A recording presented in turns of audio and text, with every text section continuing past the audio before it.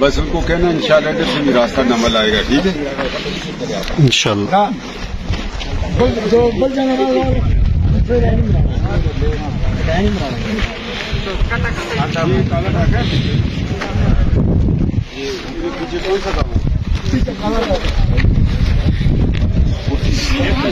ये खिचड़ी है, खिचड़ी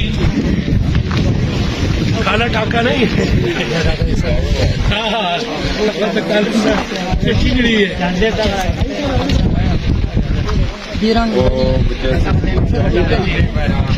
मेरी कहानी है बुरा बाबा का यहाँ गाँव है और इधर नीचे कान बाला नजर आ गया है, इधर आ गया है और यहाँ से फिर मुचैसर से उधर उतरेंगे ना, नीचे हम जो रोड बना है पाकबान तो बहुत पीछे है, वो पिछले गांव से मिलाएंगे पाकबान।